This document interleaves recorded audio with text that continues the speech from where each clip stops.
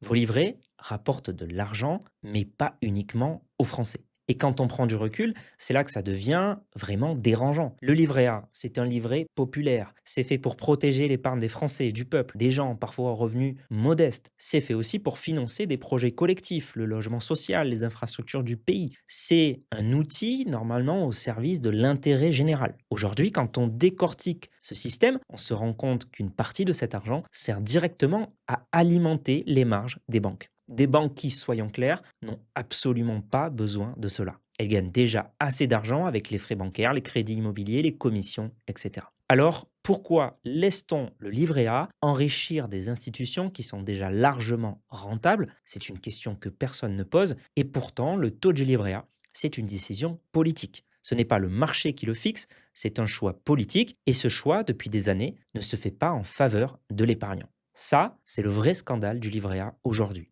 Alors il y a aussi autre chose assez troublant. En effet, le LDDS est censé financer le développement durable et solidaire comme son nom l'indique. Pourtant, comme une partie de cet argent reste dans les banques, il se mélange au reste de leur bilan et elles peuvent l'utiliser selon leur propre politique de financement. Et certaines banques, on le sait, par exemple, peuvent continuer de financer des projets liés aux énergies fossiles. Autrement dit, indirectement, une partie de votre épargne sur LDDS peut financer des activités en contradiction complète avec l'intitulé du produit. C'est d'ailleurs un point qu'on soulève régulièrement avec nos clients en conseil patrimonial. Quand on veut donner du sens à son épargne, il ne faut pas s'arrêter au nom du produit. Il faut regarder où va réellement l'argent. Donc oui, les banques gagnent de l'argent grâce à votre livret A et ce n'est pas l'unique sujet qui doit vous préoccuper. Parce que le véritable angle mort du livret A, ce n'est pas où va votre argent, c'est aussi combien il vous rapporte réellement. Et quand on regarde les chiffres, on se rend compte d'une chose assez dérangeante. Pendant des années, des millions de Français ont cru épargner, mettre de côté, se sécuriser, alors qu'en réalité, ils perdaient